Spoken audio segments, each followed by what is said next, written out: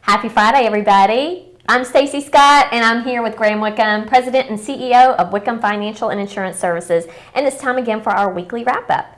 Graham, what do you have for us today? Thanks, Stacy. Kind of an interesting week. I know we're back into normality a bit. The kids are back in school, and maybe some things in the market calm down a little bit. We're getting to the latter part of, or really at the end of earnings season.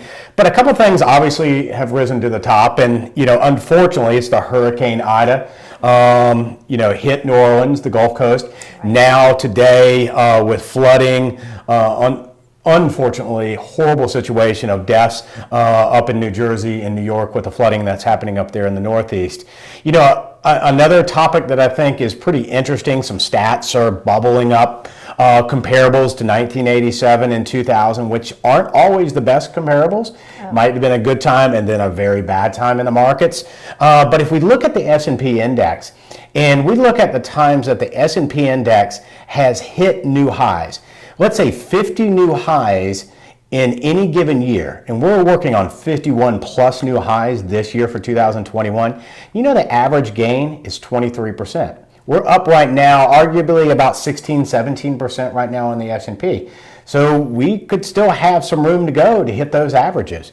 I think one other interesting thing that came out, but I'm just not hearing really bubbling to the top in terms of conversation, but we're actually seeing some travel slowing. Now that's natural this time of the year because the kids are back in school and we're back to work and getting back to some normality just because of the time of the year. But outside of that, when we're comparing it year over year, at least with the airline stats, maybe we're seeing some of that euphoria of getting out and about compared to previous years. It's actually slowing. So I don't know if that's going to be a pattern that's going to continue, but I think it would be an interesting pattern. We're still seeing a very strong consumer that has strong demand, but maybe that side of the market is slowing a bit. And that's causing a bit of a rotation, right? So we're looking at rotations in the markets between what's called cyclical, which is going to be more economic sensitive, over to secular, not so much economic sensitive. So maybe the large tech, high earners, large tech companies are outperforming right now of late in the last week to month,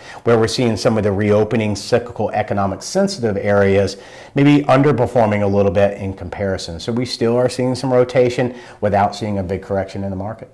Right, I understand. Well, this is a holiday weekend, so maybe folks will get out and about this weekend, and it'll change a little bit of that travel slowdown. We'll see. Hope everybody has a great holiday weekend, and please remember that we do have our Retirement Planning Today class coming up at the beginning of October, so feel free to check out our website and learn a few more details about that. We would love to see you in class, and just have a safe and happy holiday weekend. Absolutely. Have a great weekend, a safe one. Thanks. Bye-bye.